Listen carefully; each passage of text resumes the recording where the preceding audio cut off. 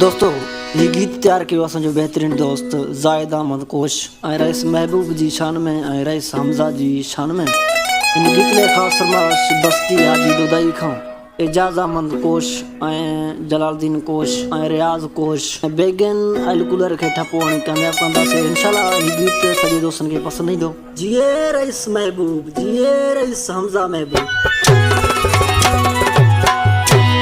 Rice Mehboob Khan बाटे तो के दीदा से रईस महबूब खान बाटे तो के दीदा से बाटे तो के दीदा से तो के कामयाब कंदा से बाटे तो के दीदा से तो के कामयाब कंदा से रईस हमजा खान बाटे तो के दीदा से रईस महबूब खान बाटे तो के दीदा से।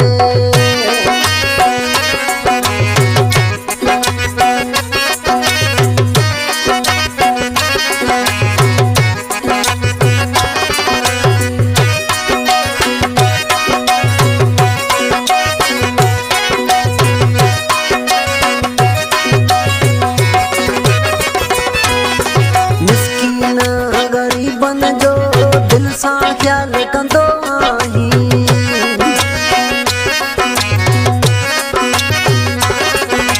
सॼे अवाम खे तूं तॾहिं प्यारो तूं आहीं।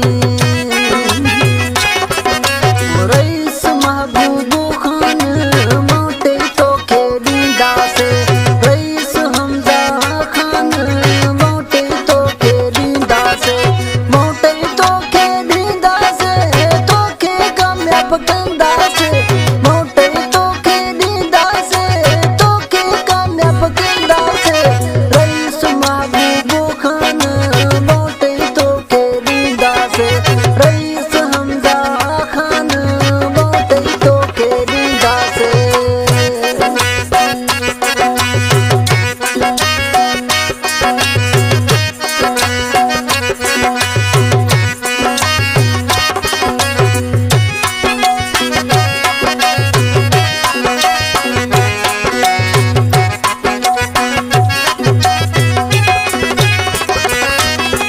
बैंगन एल कूलर ते ठपो दिल सां हणंदासीं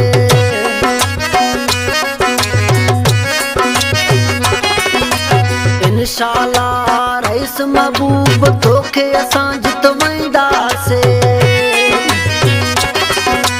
रईस महबूब खान बाटे तोखे ॾींदासीं रईस हमजा खान बाटे तोखे ॾींदासीं बाटे तोखे ॾींदासीं तोखे यार खटाईंदासीं बाटे तोखे ॾींदासीं तोखे यार खटाईंदासीं रईस हमजा खान बाटे तोखे ॾींदासीं रईस महबूब खान बाटे तोखे ॾींदासीं।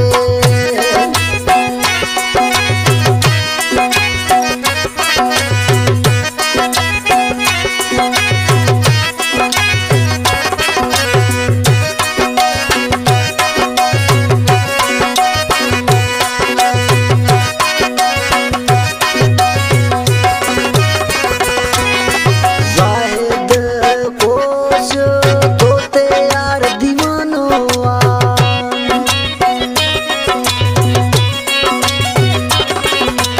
तॾहिं लिखे थो तोते यार तरह